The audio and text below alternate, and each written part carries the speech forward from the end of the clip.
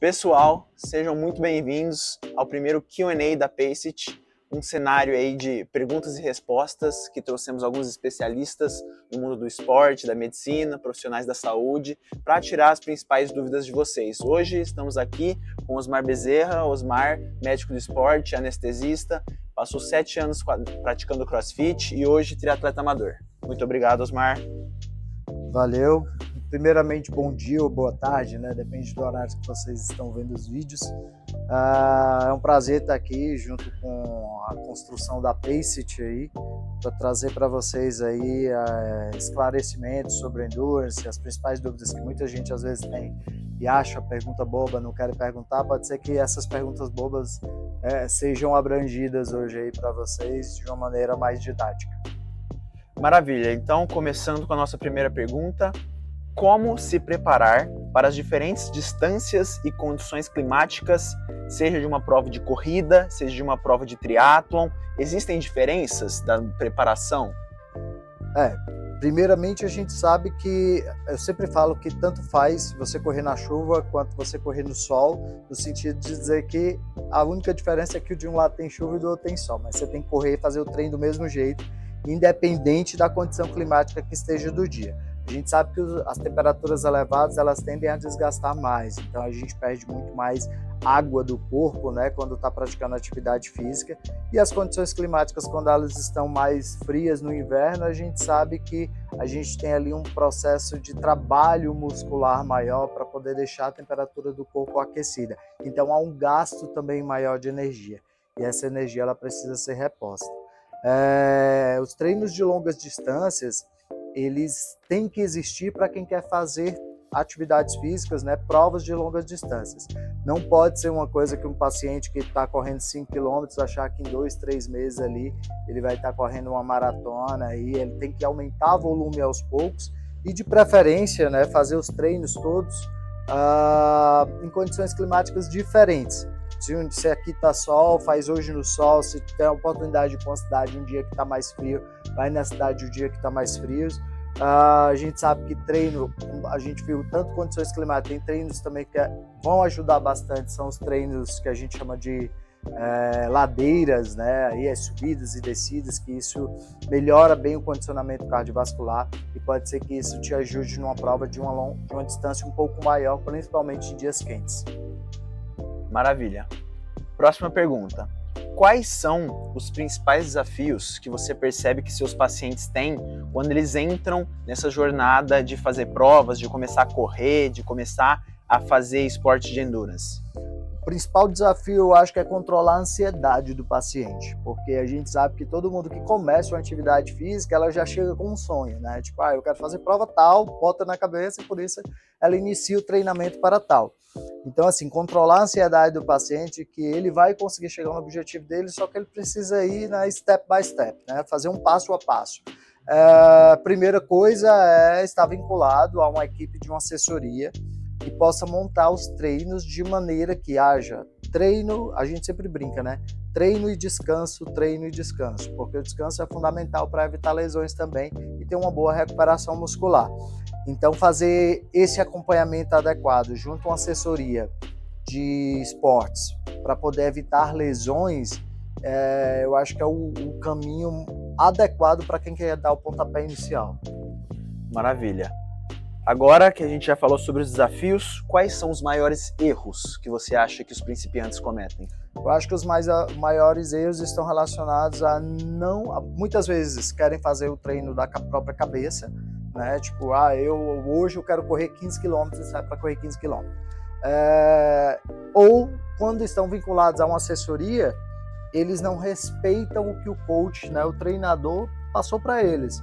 Então, quando você joga uma intensidade maior ou uma intensidade abaixo, todo aquele planejamento que foi pensado para você conseguir chegar no seu objetivo, ele vai por água abaixo.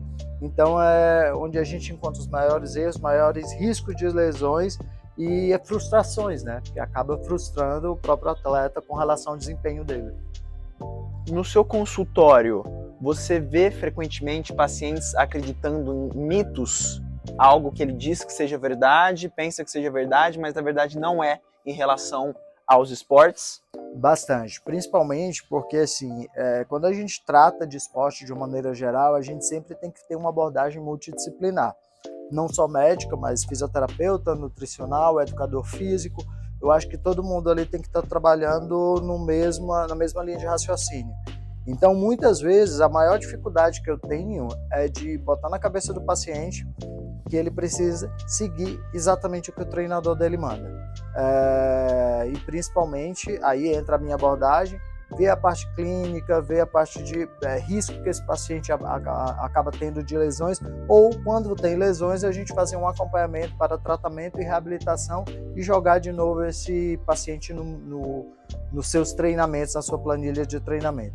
Mas acho que o principal desafio para a gente é fazer com que ele siga o que realmente é recomendado, porque muitas vezes eles escutam coisas de orelhadas por aí e acham que aquilo serve para eles.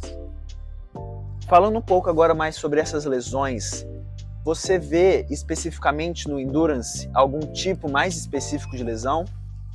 Olha, lesões que a gente vê assim, a mais simples talvez, que a gente encontra nos pacientes é a própria canelite mesmo, né?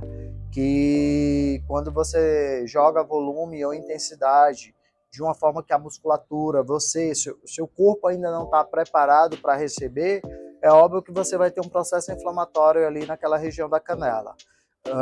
Causa bastante dor, muitas vezes a gente tem que voltar atrás, diminuir volume de treinos, diminuir a intensidade, trocar tênis, porque hoje em dia está a febre da placa de carbono, então todo mundo quer correr com placa de carbono, quando na verdade a alteração em relação a tempo, performance, ela vai ser muito mais significativa para o atleta profissional do que para um atleta amador.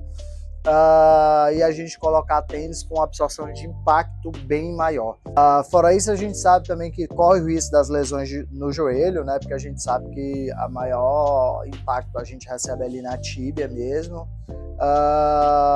Então você pode ter lesão de menisco, você pode ter lesão de ligamentar também, depende de como você pisa. Pacientes que correm em locais que não são asfaltados, em calçados, a gente sabe que pode ter torção de tornozelo. E óbvio, né, nas longas distâncias, treinamentos intensos também, uma outra lesão que pode acontecer é do impacto femoroacetabular. Essa daí também pode acontecer. Ótimo. Você falou um pouco do tênis de placa.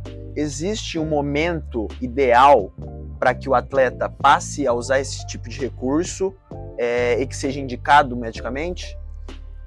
Indicação clínica do tênis de placa ela não existe. Do tênis de placa, na verdade, foi uma maneira de evolução, foi uma evolução tecnológica das empresas, de uma maneira em geral, para tentar melhorar, digamos assim, a dinâmica, a mecânica da corrida de um atleta profissional, e com isso ele ganhar ali 2 segundos, 5 segundos, né? A gente tá falando em atletas profissionais, não amador, né? É no detalhe. Porque ali, se eu olhar para um atleta profissional em relação ao amador, ele ganha muito mais do que 2, 5 segundos aí de diferença. E esses segundos de diferença pode fazer muita diferença no resultado de uma prova, né? Quando a gente trata de atletas profissionais.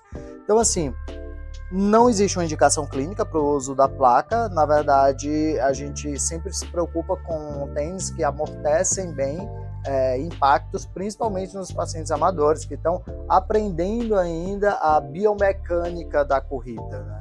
E muitas vezes as pessoas também procuram a corrida porque estão sobrepeso, querem perder peso, então tudo isso aí a gente tem que fazer uma avaliação, né, em conjunto com o fisioterapeuta para avaliar realmente como é que está a biomecânica desse paciente correndo, para a gente poder orientar sobre o uso de tênis, mas não é que a gente vai indicar o uso da placa ou de um tênis de amortecimento para um paciente amador, entendeu? Aí vai muito do quanto o paciente está disposto a gastar. Agora mudando um pouco de assunto e falando do conflito entre a performance e a saúde. A gente sabe que o treinamento ele traz muitos benefícios à saúde, inclusive a pessoa sedentária muito provavelmente vai desenvolver alguma série de problemas de saúde mesmo, mas a gente também sabe que o treinamento em excesso pode fazer o efeito oposto, né, do que um treinamento comum pode trazer. O que você tem a dizer sobre isso? O que a gente já tem muito bem sedimentado é que, assim, o limiar, principalmente para os pacientes que fazem treinamentos de longa distância e triatlo de uma maneira em geral, né? O endurance em si, entre o ser saudável e o não ser mais saudável, ele é uma linha muito tênue que você tem aí entre os dois lados, né? Quando a gente pega dados da Organização Mundial de Saúde, a gente diz que o paciente ele deixou de ser sedentário, ou seja, ele faz atividade física, quando ele tem a partir de 150 minutos de moderada a alta intensidade por semana, né? O ideal recomendado seriam ali em torno de 300 minutos semanais. Se eu pego as planilhas de treinos de pacientes atletas, né, de uma maneira em geral, do Endurance, eles têm uma média aí de 15, 16, às vezes eu tenho um paciente que tem 23, 25 horas semanais de treinos, né? Então, quando você pega isso aí já envolve toda uma alteração fisiológica desse paciente, onde esse tipo de treinamento, ele não tem mais como dizer que isso é saudável, ele deixa um pouco de ser saudável, e na verdade a gente começa a ter que pensar em estratégias de evitar que esse paciente adoeça, que pegue viroses de repetições, porque baixa às vezes um pouco a imunidade, reposição de vitamina para esses pacientes às vezes são necessários, alguns minerais. Então, assim, é um paciente que a gente acaba tendo um trabalho maior, uma abordagem mais minuciosa para evitar, aí nesse caso, já doenças, né? Muda um pouco daquilo que a gente tem como atividade física para prevenir doenças. Nesse caso, a gente tem que usar estratégias para prevenir doenças que aquele volume e intensidade de treinos podem causar nos pacientes. Maravilha. Para você, o que é mais importante? A dieta ou o descanso? Olha, se eu tivesse que escolher um dos dois com a arma na cabeça, eu escolhi o descanso, de verdade. Porque é onde você tem um processo de recuperação muscular, principalmente o sono à noite, é onde você tem a taxa de produção dos dois maiores hormônios anabólicos que a gente produz, que é o hormônio de crescimento e a testosterona. Então, assim, não adianta eu estar alinhado com a dieta, estar treinando e não dormir bem. Então, se eu tivesse que escolher um dos dois, eu escolheria o sono, seria o descanso, para eu poder ter uma recuperação melhor. Mas óbvio, se você também não come bem, é óbvio que sua recuperação vai estar deficitária, porque você precisa de alguns metabólitos, tanto macro como micronutrientes, para você ter o processo de regeneração dessa musculatura que foi agredida com um treino, muitas vezes de alta intensidade, ou um treino de longa distância. Maravilha. Mudando agora um pouco de assunto e falando no cenário do esporte no Brasil, a gente vê uma grande massa de pessoas migrando para a corrida, ou até mesmo da corrida migrando para o triatlon, cada vez as provas em São Paulo aqui mais cheias. O que você consegue ver disso dentro do seu consultório? O que a gente vê é que hoje existe um marketing muito maior em termos de marketing positivo, tá, gente? É um marketing de divulgação de alguns esportes que não tinha tanta visibilidade. Entre eles está o triatlo, óbvio, né? A corrida de rua, ela sempre, assim, chamou a atenção de muita gente mesmo. É óbvio que depois que a gente começa também a correr, a gente entra num certo viés de confundimento, porque a maioria das pessoas que a gente vê são as pessoas que a gente encontra no treino. Então a gente vai dizer, nossa, tem muita gente correndo e tal. Embora a gente tenha dados, né, aí estatísticos já lançados, que a corrida tem tido um crescimento também assim gigantesco do número de praticantes. Mas eu acho que isso está muito mais relacionado a hoje as pessoas também estarem muito preocupadas com a questão do bem-estar, né, da longevidade.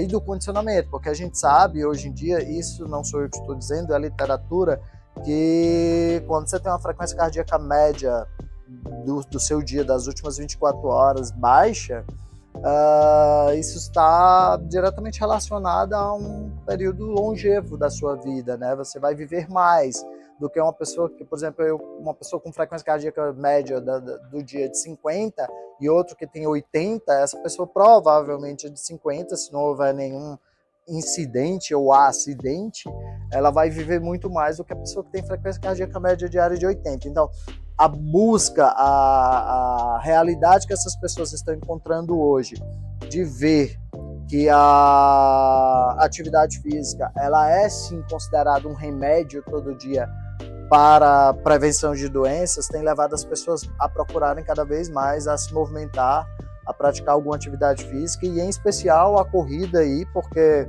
eu digo que apesar de ter o investimento do tênis, que os tênis de corridas hoje não são nada barato, mas corrida você corre na rua, né? Você corre no parque, são atividades físicas que você faz sem custo, tirando a questão, óbvio, que você vai querer comprar um tênis bom e tal, e hoje em dia a gente sabe que o mercado está um pouco superfaturado aí com relação a essas coisas. Relógio, placa de carbono. Aí acaba vindo um monte de coisa cinto associada. De frequência cardíaca. Mas eu, às vezes, corro sem relógio e com qualquer tênis. Então, eu ponho no pé mesmo. Às vezes, meu tênis não tem praticamente nada de amortecimento. Algum deles lá que eu tenho no meu guarda-roupa. E saio para correr e vai de boa também. É bom você ir pela sua percepção também de esforço, sem muito monitoramento. Ótimo. Agora, saindo um pouco da corrida, entrando em outra modalidade que também tem corrida no meio, vamos falar um pouco sobre o Hyrox, uma nova modalidade que vem da Europa aí, mesclando a corrida com alguns movimentos do CrossFit. O que você tem de expectativa para o cenário brasileiro de Hyrox? Olha, eu acho que o Hyrox, ele tá vindo aí para abranger um público que estava meio perdido, porque existem as pessoas que gostam de algumas coisas do CrossFit, mas não gostam de levantamento de peso olímpico, ou não gostam de movimentos ginásticos, gostam do endurance do CrossFit.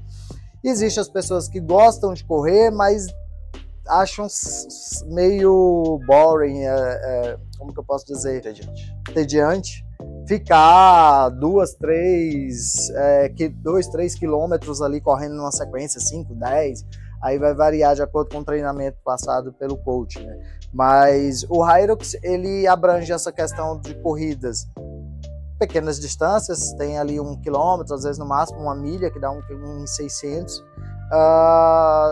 e intercalados entre você corre, faz uma atividade física ali de força, ou empurra um slash, ou você puxa, né, o slash, ou você faz um agachamento com kettlebell, você faz um afundo com peso também. Então, assim, tirou o que tinha de ginástico e LPO do CrossFit e introduziu uma corrida. Então, ele tem tudo para crescer aqui no Brasil. Hoje em dia, é um dos esportes mais praticados na Europa, já nos Estados Unidos também. Pra você ter ideia, uma das etapas do Mundial que foi aberto nos Estados Unidos, ela teve 48 horas só de inscrições, porque esgotou tudo. Atualmente, a cada etapa está levando aí em torno de 15 mil pessoas. Então, assim, se a gente parar para pensar, é muita gente. E eu estou super feliz que agora a gente conseguiu ter aqui em São Paulo o primeiro box, literalmente, de Hyrox, que é o Next House, que fica na Vila Olímpia. E quem quiser conhecer o esporte, eu acho que será muito bem-vindo lá no box. Eu conheço o pessoal de lá, o pessoal muito gente boa. E tem tudo aí para arrastar bastante gente mais pro Endurance aí, que esse Endurance vai ser um pouco mais pesado, né? Porque afinal de contas ele contém peso. Agora, deixando um pouco de lado o esporte em si, falando mais sobre a nutrição, queria que você falasse qual é a importância do uso de suplementos de carboidrato no intratreino. Olha, eu sempre brinco que a gente é um carro, né? Se você não tiver o combustível, você não anda. O carboidrato é a nossa principal fonte de energia. O que acontece é que a gente eu acabo percebendo alguns erros muito bobos de pessoas que às vezes eu vou correr no Ibira, acabo vendo pessoas que vão correr pequenas distâncias e mandando gel de carboidratos. Então, assim, a gente nota que existem também algumas pessoas que não estão bem orientadas quanto ao uso deles. Eles são extremamente importantes, mas eles têm sua indicação. Principalmente em treinos longos, treinos que a gente sabe que vai passar ali de 1 hora, a gente considera fazer essa reposição de carboidrato intratreino para o paciente. Ou então, um paciente que tem 2 sessões de treinos. Tem um treino aqui de 50 minutos, ele vai terminar esse treino aqui e vai começar outro. Tipo, corri 50 minutos e depois eu tenho um treino de natação. No meio desse treino, a gente também orienta ele a fazer um uso de carboidrato. Por quê? Porque eu preciso repor meus estoques de energia para poder eu ter um bom desempenho no treinamento logo a seguir. Se é um treino mais longo, mais de 1 hora, a gente vai começar a fazer estratégias com esse paciente para que ele não sinta a necessidade de repor o carboidrato só quando o corpo já estiver prestes a falhar. Então a gente tenta fazer aí um cronograma de horário, de tempo, o momento ideal para esse paciente estar repondo o carboidrato para que ele consiga ter um maior desempenho na sua atividade física e com isso ele ganhar um melhor condicionamento cardiovascular. Continuando agora na pauta dos intratreinos, a gente vê aí uma grande quantidade de corredores com problemas gastrointestinais. Como que a gente pode evitar? O que leva a gente sentir isso? Olha, os gastrointestinais, eles são bem comuns nos pacientes de endurance, de uma maneira em geral. A gente sempre fala para os pacientes que a gente precisa fazer testes, né? Porque, na verdade, o nosso organismo ele precisa ser adaptado, né? E eu preciso saber o que é que está irritando ele, né? Porque nem tudo que a gente põe para dentro ele vai ser bem-vindo, porque é algo externo, sintético, produzido por alguém. Então, a gente sempre fala o quê? Primeira coisa, quanto de carboidrato, muitas vezes esse paciente do endurance está pondo para dentro e que às vezes pode estar fazendo um superávit calórico nele aí, só de carboidrato, desnecessariamente. E isso vai irritar o trato gastrointestinal e ele vai acabar tendo diarreia. Primeiro ponto. Segundo ponto é fazer alguns testes com relação ao uso de cafeína, taurina, porque tem pessoas que também não podem tomar cafeína. Tomam a cafeína e já pode ter sintomas gastrointestinais. A outra coisa também é a questão do uso da palatinose, né? Porque a gente sabe que tem uma dificuldade de absorção ali rápida, e isso você pode ficar conversando com ela durante todo o seu treino. Então, assim, hoje a gente sabe que no Brasil a grande maioria dos géis aí, todos contém palatinose, e que nem todo mundo precisa estar utilizando a palatinose ali no intratreino, né? Ela muitas vezes vem só para piorar a situação. A outra coisa, a gente pode fazer também uso de probióticos para esse paciente, para poder, né, fazer uma preparação desse intestino dele, fazer uma reposição muitas vezes de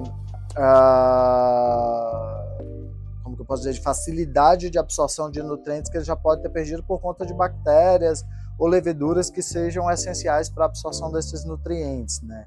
Então a gente precisa fazer também às vezes um uso de probióticos, como que eu brinco sempre, é como se a gente fosse fazer uma desintoxicação intestinal e reintroduzir as coisas aos poucos para a gente poder observar aonde que está dando para a gente poder pôr mais e onde há substâncias que a gente não pode mais dar para esse paciente, para evitar esses desconfortos que muitas vezes pode prejudicar até uma prova do paciente, né? A gente sabe que nas provas de longa distância isso é bem comum, tem muitos pacientes que param várias vezes durante a prova, maratona também, para poder ir ao banheiro. Então, estratégias alimentares e treinamentos desse intestino, elas são fundamentais para evitar esse tipo de ocorrência.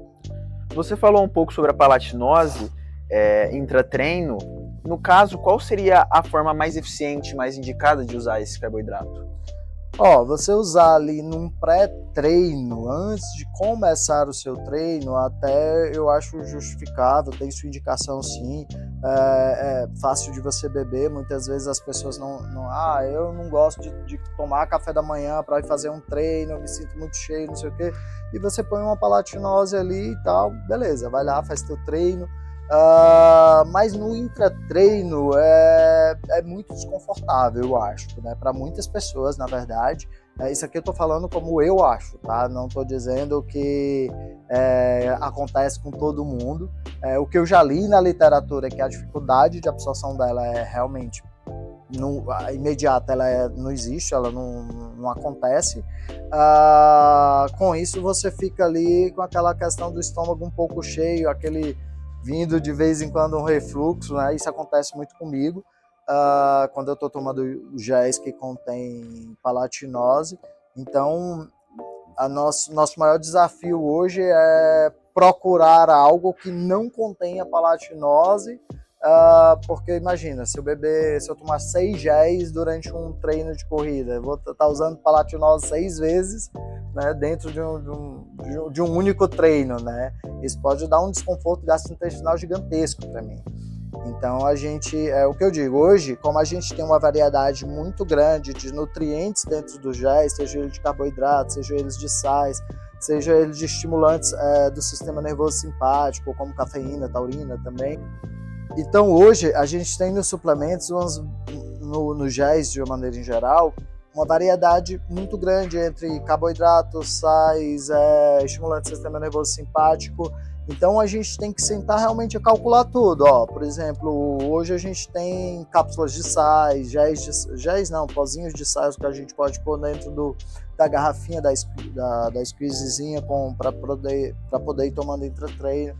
Então assim, a gente precisa sentar e calcular tudo isso adequado para o peso do paciente, para a composição corporal do paciente, porque aquela questão do paciente chegar aqui e pegar, eu vou tomar hoje esse gel desse sabor, mas se ele toma 6, muitas vezes ele está ingerindo muita coisa ali desnecessária que vai prejudicar ele e não beneficiar ele durante o treinamento, né? Ou durante a própria prova.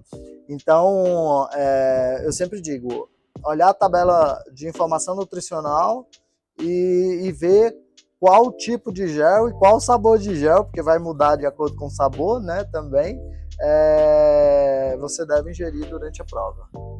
Maravilha. Acho que é isso. Muito obrigado, Osmar, pelos esclarecimentos. Espero que vocês consigam usar algumas dessas dicas, dessas opiniões, dessas visões no treino diário de vocês aí e que possa enriquecer de alguma forma a maneira com que vocês lidam com seus esportes e com as suas dificuldades. E se ficou alguma dúvida aí, vai estar o meu nome aí, depois vocês podem procurar na rede social, manda um direct para mim, que eu puder esclarecer de maiores dúvidas de vocês aí, eu estou à disposição. O Osmar atende aqui em São Paulo, né, Osmar? Isso, no consultório em Moema, Avenida Moema 300, mas eu vou deixar o meu arroba aí com vocês, dr.osmarbezerra. Aí vocês podem mandar direct para mim aí, que eu estou à disposição para esclarecer quaisquer mais dúvidas. Muito obrigado. Valeu, Edu. Valeu.